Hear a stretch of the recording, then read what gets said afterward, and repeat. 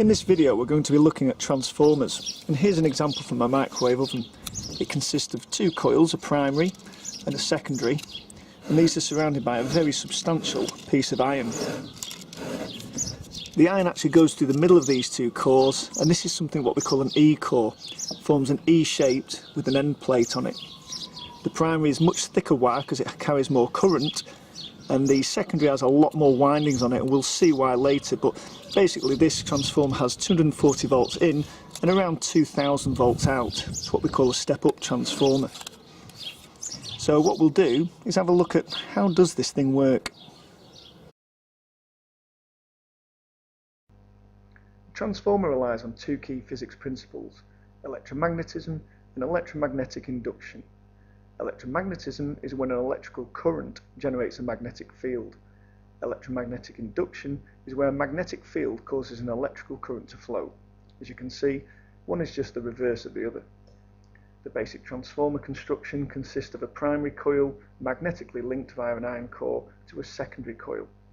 The primary coil generates a magnetic field, and the secondary coil converts that magnetic field back into a flow of current or a voltage. So if we look at what goes on in a wire when we pass a current through it.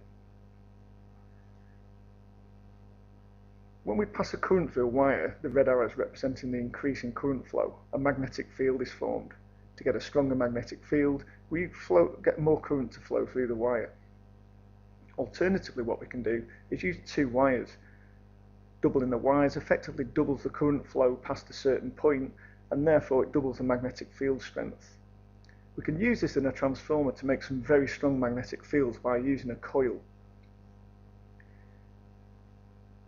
We can use this principle of multiple wires to greatly increase the strength of an electromagnet. By looping a wire into a coil, the same current carrying conductor passes the same point repeatedly. The magnetic field from each wire effectively adds together and makes for a very strong magnet.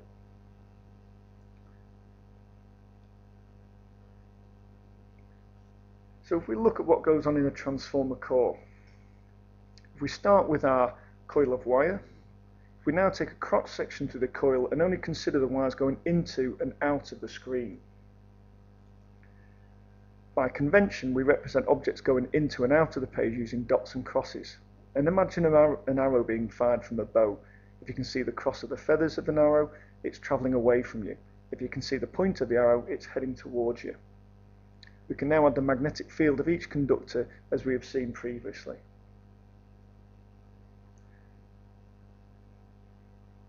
The magnetic fields actually add together, creating one larger magnetic field, and we can represent this with field lines showing the combined or the resultant magnetic field.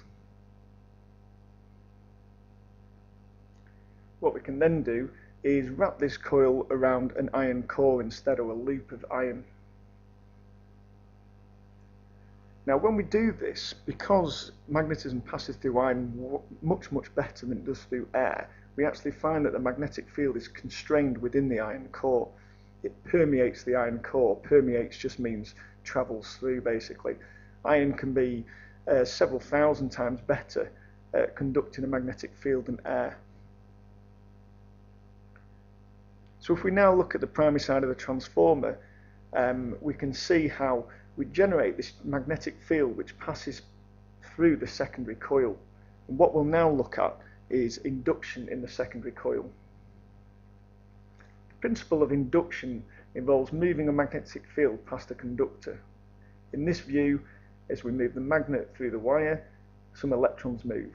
We move the magnet the other way, and the electrons move in the opposite direction. The key thing is, if I move the magnet faster, more electrons move. So the faster I move the magnet, the greater the current flow. But key to this is that it's a moving magnetic field that causes the electrons to move. In other words, a changing magnetic field generates a current. So let's have a look at that inside the transformer. First, looking at the primary side of the coil, the red arrows represent the magnitude of the current, so bigger arrows, bigger current. I increase the voltage, the current increases, and I get a growing magnetic field. But once the current is the same, the magnetic field is static, it stays the same. So let's look at that again. Increasing voltage, increasing current, changing magnetic field, Voltage stays the same, current stays the same, magnetic field stays the same. The key thing is, a voltage is only induced in the secondary coil when the magnetic field is changing. So as long as the magnetic field is changing, we've got a voltage in the secondary coil. But once the magnetic field stays the same, there's no voltage induced. So just watch that again. Changing magnetic field, we have a voltage in the secondary, but when there's no change in magnetic field, we have no voltage. So what we actually need is an input voltage that changes constantly. And we can do this using a sine wave.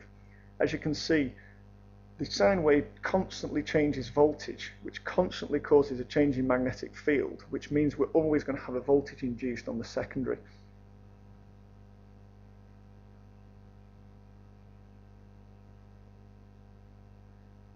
So we now have seen how a voltage and a current flow can be induced in the secondary.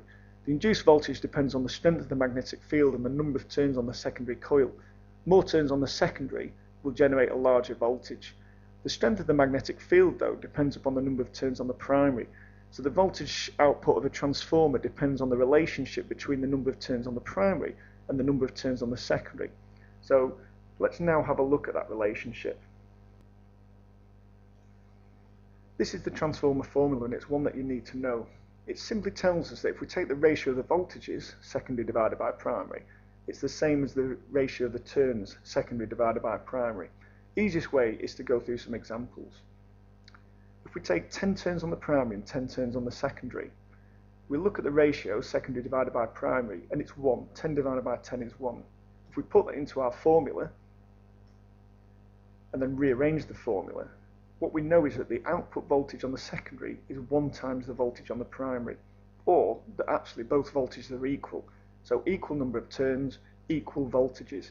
240 volts in would give us 240 volts out. 10 volts in would give us 10 volts out. If we look at a different example where we have 10 turns and 5 turns, we now have less turns on the secondary. If we take the ratio of that, 5 divided by 10 is 0.5. We put that into our formula, rearrange it, and this tells us that the voltage on the secondary, the output, is half of the voltage on the primary. In other words, the voltage has stepped down. It's a step down transformer. We have half the turns on the secondary, so we have half the voltage on the secondary. You can probably guess what happens when it's the other way around.